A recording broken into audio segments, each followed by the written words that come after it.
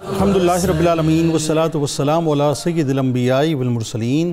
اللہم صلی علی سیدنا و مولانا محمد وعلی آلہ واصحابہ وبارک وسلم وصلی علیہ۔ دنیا کے تمام دیکھنے والوں کو، تمام چاہنے والوں کو، تمام پیار کرنے والوں کو اور جہاں جہاں تک اس وقت میری آواز کو سنا اور مجھے دکھا جا رہا ہے، جنید اقبال کی جانب سے انتہائی محبت کے ساتھ السلام علیکم۔ ایک بار پھر ناظرین، آپ کو پر نور صبح نور کے ساتھ میں دل کی عطا گہرائیوں سے خوش آمدید کہتا ہوں۔ آئیے بلا توقف چلیں حضرت ابو انیس محمد برکت علی علیہ رحمہ کی تالیف اسماء النبی کریم صلی اللہ علیہ وآلہ وسلم سے رسول اللہ صلی اللہ علیہ وآلہ وسلم کا ایک اسم مبارک پڑھنے اور سننے کی سعادت حاصل کرتے ہیں۔ سیدنا الغافر صلی اللہ علیہ وآلہ وسلم، ہمارے سردار معاف فرمانے والے، درود و سلام بھیجے اللہ صلی اللہ علیہ وآلہ وسلم پر، آپ صلی اللہ علیہ وآلہ وسلم کی آل پاک پر اور صحابہ کرام رضوان اللہ تعالیٰ علیہم اجمعین پر۔ حضرت ابو ہریرہ رضی اللہ تعالیٰ عنہ سے روایت ہے، رسول صلی اللہ علیہ وآلہ وسلم نے ارشاد فرمایا کہ جو شخص کسی دوسرے کو معاف کرتا ہے تو اللہ تبارک و تعالیٰ اس کی عزت بڑھا دیتا ہے، اور جو آدمی اللہ کی رضا کے لیے عاجزی اختیار کرتا ہے اللہ تعالیٰ اس کے درجات بڑھا دیتا ہے۔ ہمارے ساتھ جناب آج آپ جڑے رہیں، کیونکہ آج انتہائی خوشبودار ہستی صحابی رسول حضرت کعب بن مالک رضی اللہ تعالیٰ عنہ کی بارگاہ میں مل کر چلیں گے۔ ناظرین کرام، اس دنیا میں سرور دو جہاں صلی اللہ علیہ وآلہ وسلم کی نعت لکھنے والے، سرور دو جہاں صلی اللہ علیہ وآلہ وسلم کی نعت کہنے والے اور سرور دو جہاں کی نعت ہی کو اپنی حیات کا بنیادی حوالہ بنانے والے لا تعداد آئے اور رہتی دنیا تک لا تعداد آتے رہیں گے انشاءاللہ۔ اس دنیا میں سرور دو جہاں کا دفاع کرنے والے، دین اسلام کے حق میں لکھنے والے اور کفار کا اپنے قلم کے ذریعے سے اور اپنے کلام کے ذریعے سے جواب دینے والے بھی لا تعداد آتے رہے ہیں اور لا تعداد آتے رہیں گے۔ یہ سب میرے رب کا انتخاب ہے کہ وہ جسے چاہے فہم و ادراک عطا کر دے، وہ جسے چاہے الفاظ کی مٹھاس عطا کر دے، وہ جسے چاہے ان الفاظ کی یعنی آمد کی جو دریچے ہیں ان پر مکمل طور پہ جو ہے اس کو قادر بھی کر دے اور دریچے ان پر کھول بھی دے، اور وہ جس کو چاہے اپنے دین اور اپنے محبوب کے دفاع کی عظیم ترین خدمت پر لگا دے۔ لہذا ناظرین، آج جس مصطفی غلام کا ذکر پاک ہے وہ بیک وقت میدان جہاد اور میدان قلم دونوں ہی کے شہ سوار ہیں۔ یہ وہ غلام ہیں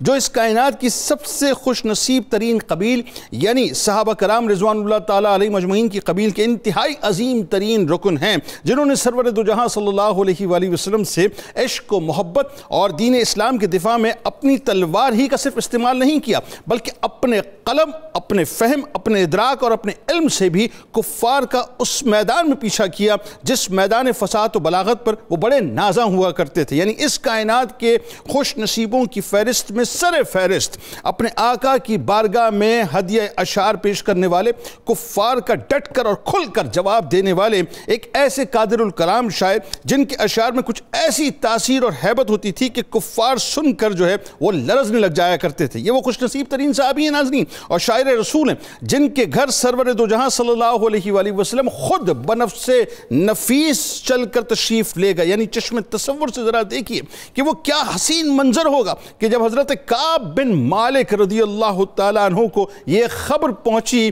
اور تو یہ مسرت ناظرین کس قدر ہوگی اور کس انداز سے وہ اس مسرت میں بے خود ہوئے ہوں گے، اور وہ کیا کیف ہوگا کہ جب انہوں نے بے تابانہ باہر نکل کر کائنات کے تاجدار کا استقبال کیا ہوگا، اور وہ کیا حسین نظارہ ہوگا جب سرور دو جہاں انہیں دیکھ کر تبسم فرماتے ہوں گے، اور وہ کیا فخریہ لمحات ہوں گے ناظرین جب تاجدار کائنات نے انہیں حکم دیا ہوگا کہ اپنے اشعار سناؤ، اور وہ کیا کیف ہوگا، یعنی کیا پرکیف نظارہ ہوگا کہ جب سرور قلب و سینہ ان اشعار کو سن کر محظوظ ہوئے ہوں گے اور مزید اشعار سنانے کا حکم دیا ہوگا۔ ایسے بخت پر میں قربان ناظرین، ایسے بخت پر میرے ماں باپ قربان، ایسے بخت پر میری آل اولاد قربان کہ دنیا کا ہر نعت گو شاعر بس یہی چاہتا ہے کہ اس بارگاہ میں میری لکھی ہوئی اور کہی ہوئی نعت پڑھی جائے، اس بارگاہ میں میری نعت سنی جائے، اس بارگاہ میں میری نعت کو قبولیت کی سند مل جائے۔ تو ذرا تصور تو کیجئے ناظرین کہ جنہیں براہ راست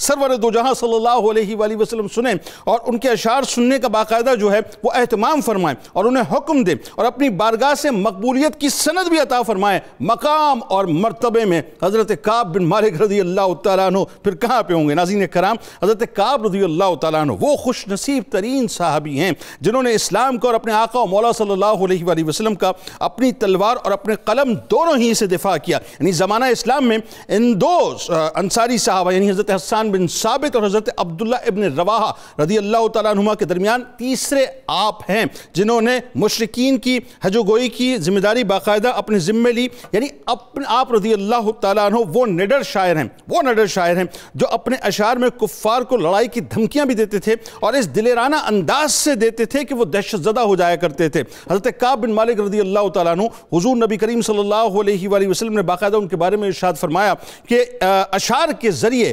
مشرکین کی مذمت بیان کرو. مسلمان اپنی جان و مال دونوں سے جہاد کرتا ہے. اس ذات کی قسم جس کے قبضہ قدرت میں میری جان ہے، تم جو اشعار مشرکین کے متعلق کہتے ہو ایسا لگتا ہے کہ تم ان پر تیروں کی بوچھاڑ کر رہے ہو. ناظرین کرام، حضرت کعب رضی اللہ تعالیٰ عنہ وہ خوش نصیب ترین صحابی ہیں جنہوں نے 70 آدمیوں کے ساتھ مکہ پاک تشریف لا کر بیعت عقبہ ثانیہ کے موقع پر اسلام قبول کیا اور ببانگ دوحل سرور دو جہاں صلی اللہ علیہ وآلہ وسلم کی حفاظت اور دین اسلام پر اپنی جان مال عزت آبرو نچھاور کرنے کا نہ صرف اعلان کیا بلکہ پوری زندگی عملی طور پر اس کا مظاہرہ بھی کیا. صرف غزوہ بدر اور تبوک کے موقع پہ سرکار کے ہم رکاب نہ تھے بلکہ ساری ہی غزوات میں جو ہے اپنی جان نچھاور کرنے کو تیار تھے. بس یوں کہہ لیجئے صاحب کہ اللہ تبارک و تعالیٰ نے آپ کو وہ مقام عطا کیا کہ رہتی دنیا تک یہ آپ ہی کا خاصہ رہے گا.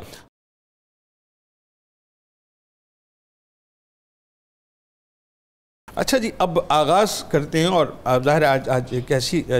ہستی، ایک ایسی قبیل کہ جن کا تذکرہ ہی بڑا خوشبودار ہے اور کیا اللہ تبارک و تعالیٰ نے مقام عطا کیا. پہلے تو ایک مطلقاً آپ کی شخصیت کا تعارف حضرت کعب بن مالک رضی اللہ تعالیٰ عنہ کا، اور خاص طور پہ آپ کی جو قبیلہ ہے اس کے بارے میں بھی ضرور ہمیں بتائیے. اور ایک جو موقع ہے بیعت عقبہ ثانیہ کا، بڑا وہ کمال اور بڑا دل افروز اور بڑا ایمان افروز موقع ہے، تو اس میں ظاہر ہے آپ کی موجودگی نظر آتی ہے. اور اس موقع پہ جو انصاریوں نے خاص طور پہ،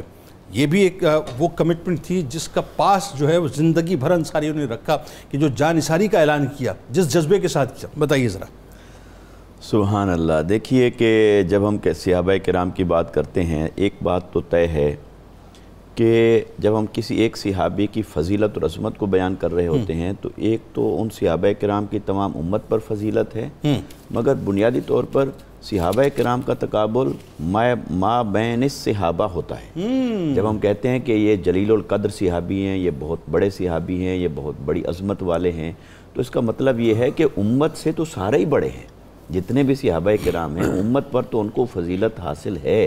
مگر ان کے مابین جو امتیازی خصائص ہوئے، جو عظمتیں ہوئیں، جو شانیں ہوئیں، پھر ان کا تذکرہ ہم کر رہے ہوتے ہیں. تو اسی طرح حضرت کعب بن مالک رضی اللہ تعالیٰ عنہ بڑے جلیل القدر صحابی ہیں، اور آپ کو اللہ تعالیٰ نے اتنی خاصیتیں اور اتنی عظمتیں اور اتنی امتیازی مقامات عطا فرمائے کہ جو ہمیں صحابہ کرام کے صف میں کھڑے ہو کر کے انہیں دیکھتے ہیں تو بہت نمایاں نظر آتے ہیں. آپ کا تعلق جو مدینہ منورہ میں بنیادی طور پر دو قبیلے تھے، اوس اور خزرج. تو خزرج کے قبیلے کی آگے جو برانچز تھیں، مختلف شاخیں تھیں، ان میں سے بنو سلمہ سے آپ کا تعلق ہے حضرت کعب بن مالک کا. اور آپ کو یہ اعزاز حاصل ہوتا ہے کہ آپ بیعت عقبہ ثانیہ میں شریک ہوتے ہیں. مگر اس سے قبل میں چاہتا ہوں کہ آپ کے نسب مبارک کو پڑھ دیا جائے حصول برکت کے لیے. تو بنو سلمہ سے آپ کا تعلق ہے، اور آپ کا اسم گرامی کعب، اور آپ کی کنیت مبارکہ ابو عبداللہ، اور آپ کے والد گرامی مالک، اور پھر سلسلہ نسب یوں چلتا ہے کہ کعب بن مالک بن ابی کعب، عامر بن قیس بن سواد بن منعم بن کعب بن مسلمہ بن سعد بن علی بن اسد بن سارہ بن حشم بن خزرج.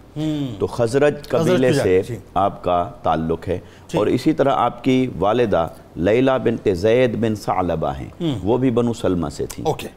تو گویا بنو سلمہ کے اندر آپ کا ایک بڑا نمایاں اور مقام ہے، اور بنو خزرج کی پھر جتنی خدمات ہیں اور جتنی اسلام کے لیے خدمات ہیں وہ کوئی ڈھکی چھپی بات نہیں ہے. اب آپ اسلام قبول فرماتے ہیں بیعت عقبہ ثانیہ کے موقع پر، اور گویا کہ آقا علیہ السلام کے ہجرت فرمانے سے پہلے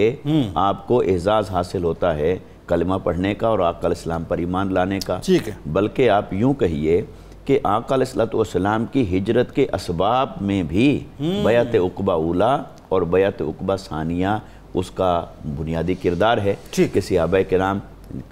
جنہوں نے کلمہ پڑھا اور پھر دعوت دی آقا علیہ السلام کو کہ آپ مدینہ منورہ تشریف لائیں. اچھا، ایک بات یہاں پر میں یہ عرض کرنا چاہتا ہوں کہ جب ہم بیعت عقبہ ثانیہ کے اندر شریک ہونے والے صحابہ کرام کے عدد کو پڑھتے ہیں تو وہ ہمیں مختلف روایات میں تھوڑا سا مختلف ملتا ہے۔ ٹھیک ہے، اس میں زیادہ سے زیادہ عدد بیان ہوا ہے 73 کا، اور کم سے کم عدد بیان ہوا ہے 68 کا، 68 کا۔ اور اس کی جو بنیادی وجہ مورخین اور محدثین نے بیان کی وہ یہ ہے کہ چونکہ کچھ صحابہ کرام وہ تھے جو بیعت عقبہ اولیٰ کے اندر شریک ہو چکے تھے اور اگلے سال بیعت عقبہ ثانیہ میں بھی شریک تھے، لہٰذا کچھ مورخین نے ان کے نام ریپیٹ کر دیے، اس کے اندر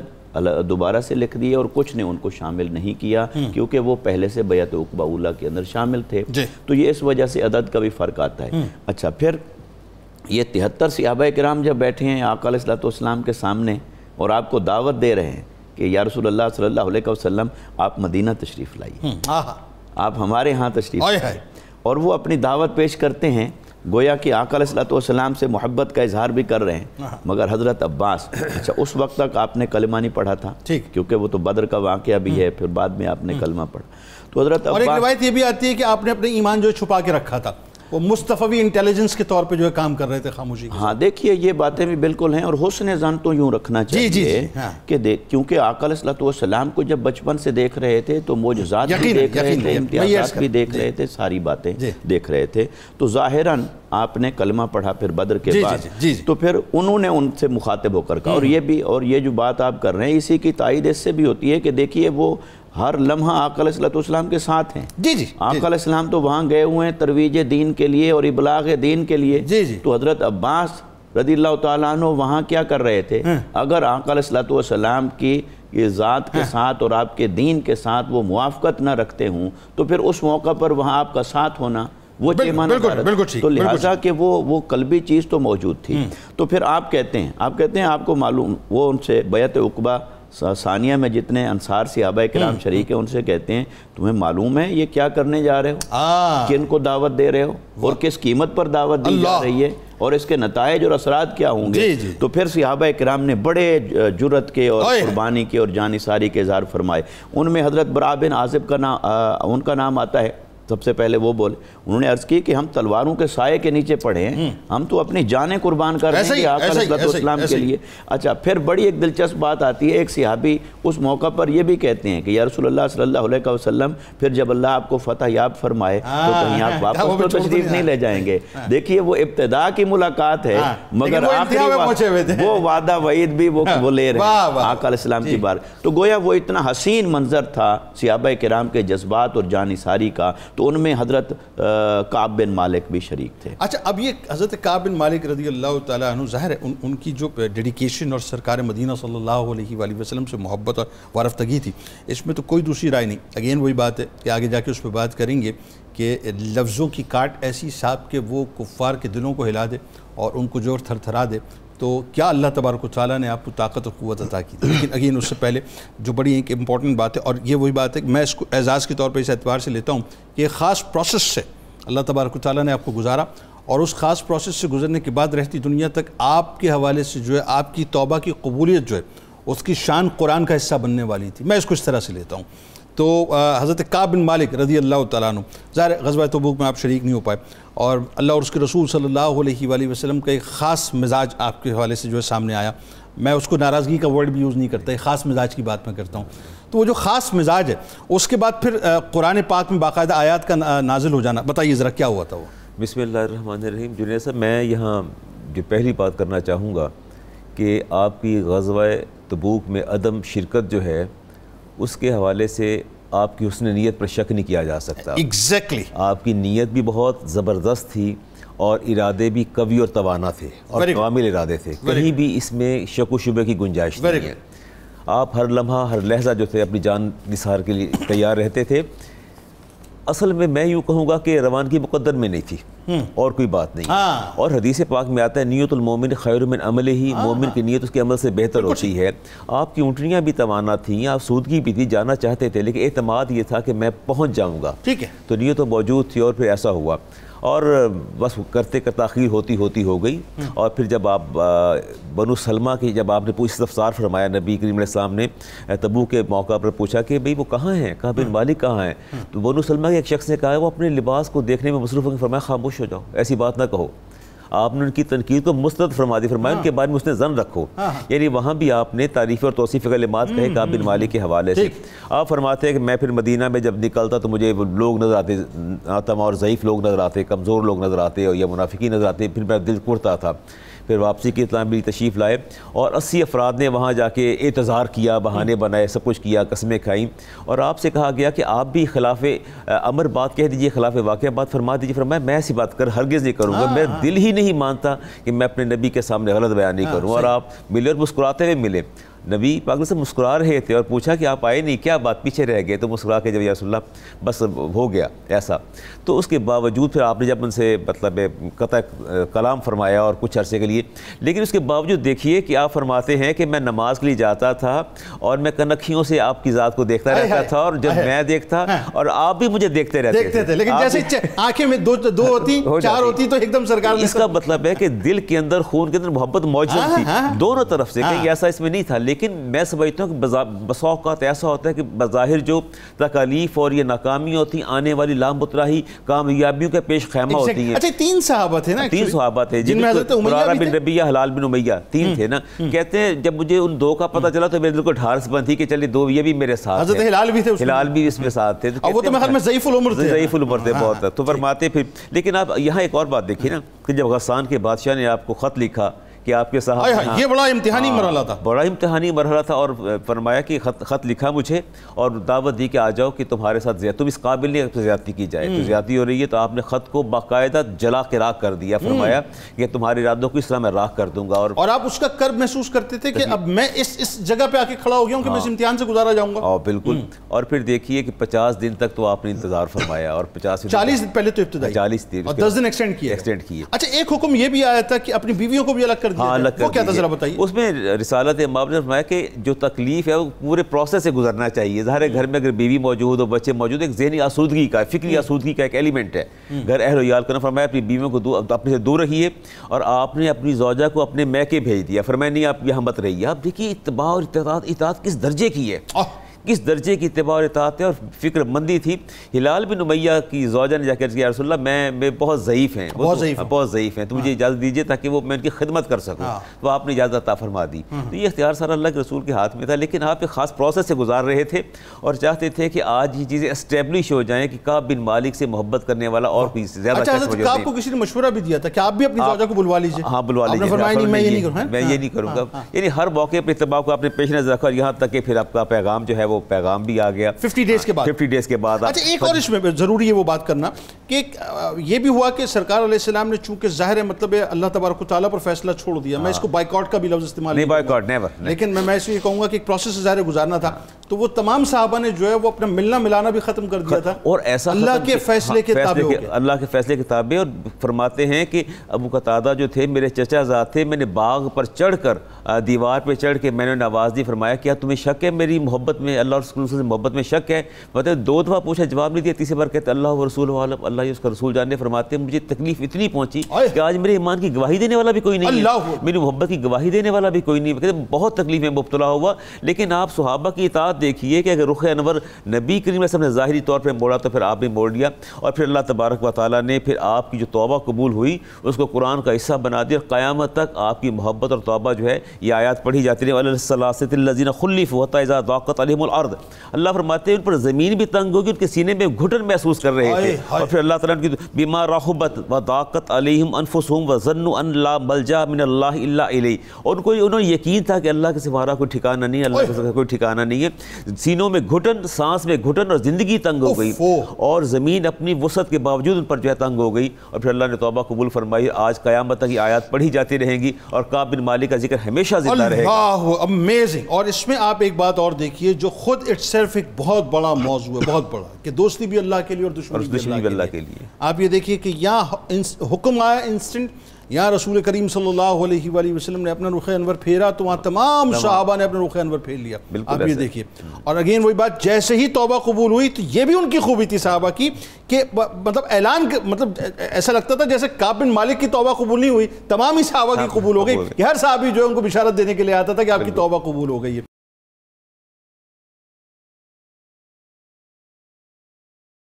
آپ کی شاعری جو کہ ظاہر ہے آپ کی شخصیت کا مین حوالہ ہے, مین پہلو ہے, اور وہی بات کہ ایک شخصیت جو ہے وہ تلوار لے کے میدان جہاد میں اترتی ہے, اور ایک شخصیت ایسی ہے جو زبان سے جو جہاد کرتی ہے. اللہ تعالیٰ نے آپ کو دونوں اوصاف عطا کیا. آگے جا کے آپ کی بہادری اور شجاعت پہ بات کریں گے, لیکن خاص طور پہ آپ کی شاعری, اس کا انداز, اور خاص طور پہ رسول کریم صلی اللہ علیہ وآلہ وسلم کی بارگاہ میں جس طرح آپ کی شاعری کی مقبولیت تھی, مقام و مرتبہ تھا, بتائیے ذرا. بسم اللہ الرحمن الرحیم والصلاة والسلام علی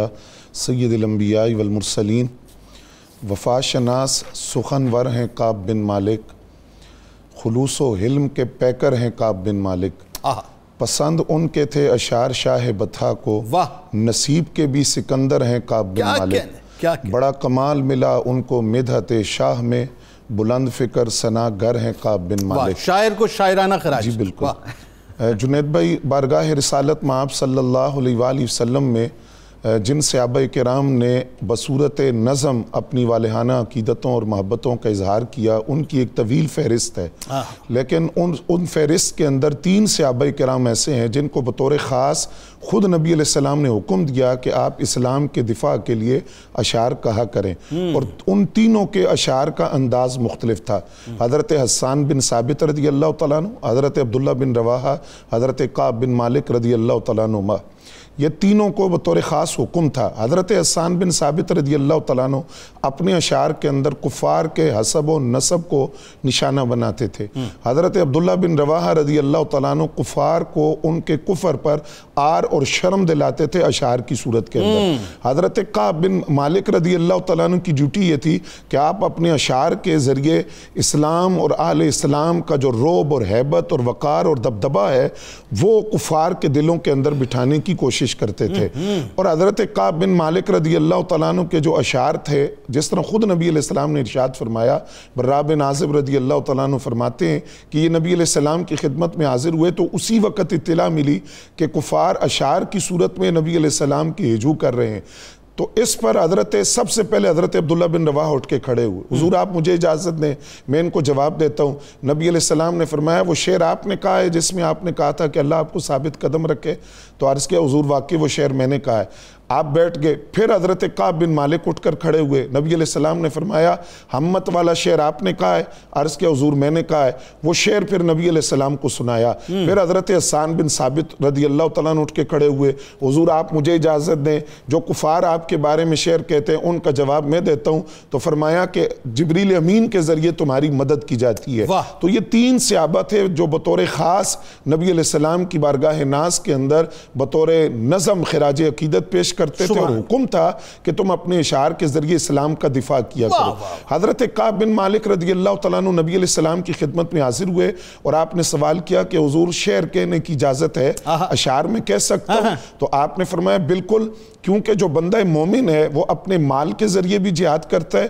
اپنی جان یعنی زبان کے ذریعے بھی جہاد کرتا ہے, اور قسم اس ذات کی جس کے قبضہ قدرت میں مجھ محمد کی جان ہے, تمہارے کہے ہوئے اشعار نیزوں اور تیروں سے بھی زیادہ جا کر کفار پر برستے ہیں اور ان کے دلوں میں پیوست ہوتے ہیں. اچھا, امام ابن سیرین فرماتے ہیں کہ جس وقت طائف کا محاصرہ تھا, آقا کریم صلی اللہ علیہ وسلم وہاں موجود تھے, آپ کے پہلو میں یہی حضرت کعب بن مالک کھڑے تھے. تو نبی علیہ السلام نے ان کو حکم دیا کہ آپ کچھ اشعار کہیں, تو انہوں نے ایک پورا قصیدہ نبی علیہ السلام کی خدمت میں عرض کیا, پورا قصیدہ پڑھا, اور جب انہوں نے وہ اشعار پڑھ لیے تو ان کو نبی علیہ السلام نے بطور خاص یہ جملہ فرمایا کہ کعب بن مالک تمہارے جو اشعار ہیں وہ تیروں اور نیزوں کی طرح جا کر کافروں کے دلوں میں لگے ہیں, اور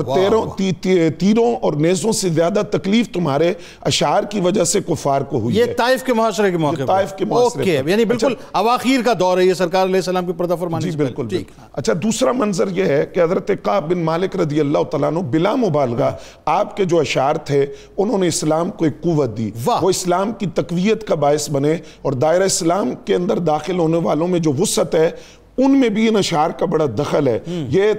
تیروں سے بھی زیادہ مضبوط تھے اور نیزوں سے زیادہ سخت اشعار تھے. مثلا حضرت امام ابن سیرین فرماتے ہیں کہ قبیلہ دوست جو اسلام لایا تو اس کے اسلام لانے کے اندر حضرت کعب بن مالک کے اشعار کا بڑا دخل تھا. ان کے 2 شعر تھے جن 2 شعروں کی وجہ سے پورا قبیلہ دوست دائرہ اسلام میں داخل ہوا, اور یہ قبیلہ دوست جو ہے یہ سیدنا ابو ہریرہ رضی اللہ تعالیٰ عنہ کا قبیلہ ہے. حضرت طفیل دوسی رحمۃ اللہ رضی اللہ تعالیٰ عنہ, بالکل ان کا قبیلہ ہے وہ 2 شعر کیا تھے؟ آپ نے ان کے سامنے یہ 2 شعر پڑھے قبیلہ دوست کے سامنے کہ ہم نے خیبر اور تہامہ سے ہر شک کو دور کر دیا، ہم نے تلواریں جمع کی، ہم نے تلواروں کو اختیار دیا کہ اگر وہ تلواریں بول سکیں تو ان کی کاٹ قبیلہ دوست اور سکیف ہے۔ جب قبیلہ دوست نے یہ شعر سنے تو انہوں نے فوراً کہا کہ بہتر ہے کہ ہم مسلمان ہو جائیں ورنہ ہمارا حال بھی وہ نہ ہو جو قبیلہ سکیف کا تھا۔ تو حضرت کعب بن مالک کے شعر سن کر یہ دائرہ اسلام میں داخل ہوئے۔ یہی حضرت کعب بن مالک تھے، حسان بن ثابت، عبداللہ بن رواحہ،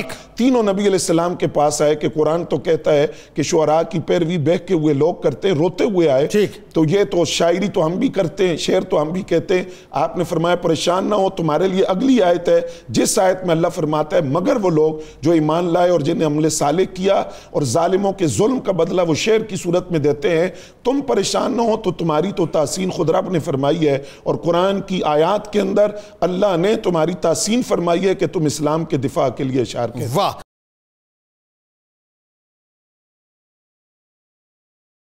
کتاب الشفا نظر کی سلامتی کا عمل آپ کو بتلاتے ہیں کہ جس شخص کی آنکھ سے پانی بہتا ہو، آنکھ کو کسی بڑے نقصان کا خطرہ ہو، تو اللہ تبارک و تعالیٰ کے اسم گرامی یا بصیر ہو 1100 بار پڑھ کر آنکھ پر دم کریں، آنکھ ہر قسم کی تکلیف سے انشاءاللہ محفوظ ہو جائے گی۔ حضور غوث العظم دستگیر حضرت شیخ عبدالقادر جیلانی رضی اللہ تعالیٰ عنہ کا قول مبارک ہے، اللہ تعالیٰ کے ذکر سے غافل ہو جانا دلوں کی موت ہے، پس جو کوئی اپنے دل کو زندہ کرنا چاہتا ہے اس کو چاہیے کہ دل کو ذکر خداوندی کے لیے چھوڑ دے۔ کعب بن مالک کو رتبہ رب سے اعلیٰ مل گیا، کعب بن مالک کو رتبہ رب سے اعلیٰ مل گیا، کعب بن مالک کو رتبہ رب سے اعلیٰ مل گیا، مدحت سرکار کا عرفہ حوالہ مل گیا، مدحت سرکار کا عرفہ حوالہ مل گیا، عہد میں ثابت قدم تھے کعب بن مالک رہے، عہد میں ثابت قدم تھے کعب بن مالک رہے، زخم کھا کے خلد کا ان کو قبالہ مل گیا، صدق ان کے کام آیا، ہو گئی توبہ قبول، صدق ان کے کام آیا،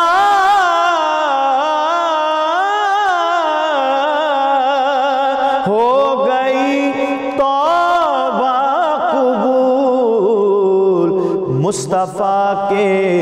ہاتھوں بخشش کا پیالہ مل گیا، مدحت سرکار کا عرفہ حوالہ مل گیا، ساجد ان کے جذبہ صدق و صفا کو ہو سلام، ساجد ان کے جذبہ صدق و صفا کو ہو سلام، عاشقوں میں مرتبہ ان کو نرالا مل گیا، کعب بن مالک کو رتبہ رب سے اعلیٰ مل خط